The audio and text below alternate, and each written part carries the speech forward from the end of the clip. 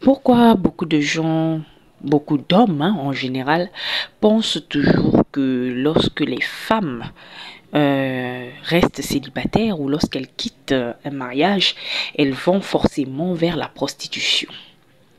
D'abord, c'est parce qu'ils font de la transposition. C'est parce que eux, quand ils sont célibataires, c'est des Janju. Ils vont, voilà, de lit en lit, de go en go, de fille en fille. Voilà. Donc, pour eux, ils se disent que certainement la femme célibataire elle fait la même chose. C'est pareil lorsqu'ils divorcent, ben voilà, c'est champ libre à toute forme de fornication, de désordre, d'impudicité.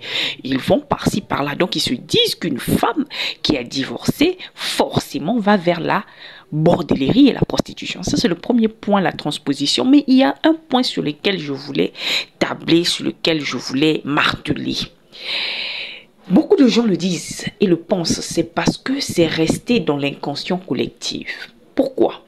Dans le passé, je peux dire il y a 100 ans, il y a 150 ans, une femme qui n'a pas de mari n'avait pas de moyens de subsistance. Une femme était d'abord sous tutelle de ses parents, ensuite elle était sous tutelle de son mari et à la fin elle est sous tutelle de ses fils. Pourquoi? Parce que la femme n'avait pas les moyens de subsistance. Elle n'avait pas vraiment, genre, l'argent comme ça. Non, elle n'en avait pas. Elle ne possédait pas. Elle utilisait ce qu'on lui donnait, mais elle ne possédait pas.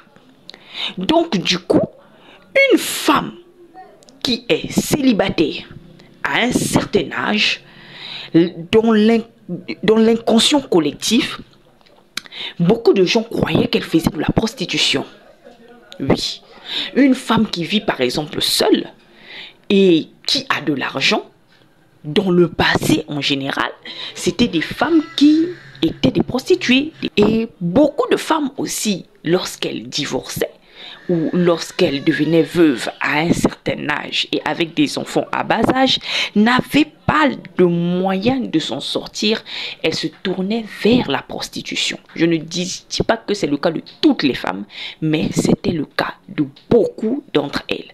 Donc c'est resté dans l'inconscient collectif comme si cette femme, ayant quitté son mari, ayant perdu son mari, ayant quitter ses parents, n'a pas d'autre moyen de subsistance parce que la femme ne possédait pas.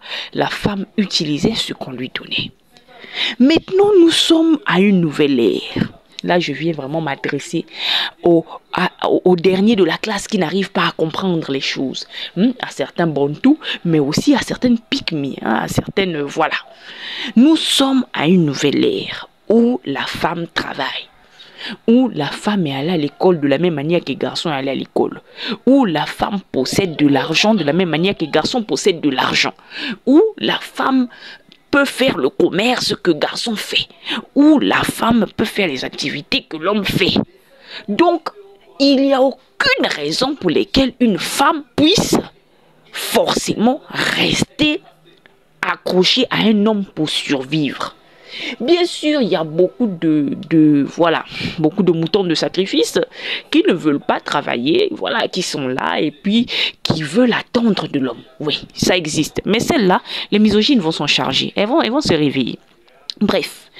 Mais il y a énormément de femmes aujourd'hui, au 21e siècle, qui ont acquis des compétences, qui sont allées à l'école, qui ont appris du commerce, qui ont appris beaucoup de choses, qui exercent des activités et elles n'ont pas forcément besoin d'être dans un foyer pour pouvoir survivre. Donc une femme peut aujourd'hui se lever, prendre sa maison et vivre dans sa maison sans pour autant faire de la prostitution. Parce qu'elle travaille, elle a son argent, elle peut payer sa maison, elle peut payer ses factures, elle peut prendre soin d'elle. Une femme peut aujourd'hui quitter un foyer toxique et s'installer tranquillement dans son coin sans qu'elle ne soit prostituée. Elle peut s'occuper d'elle, elle a ses moyens, elle a son argent et tout. Une femme peut être aujourd'hui veuve et dire « je ne me remarie pas » et elle a son argent pour survivre. Ça ne veut pas dire forcément qu'elle est prostituée, non. Ça veut juste dire que cette femme a décidé de vivre pour elle-même.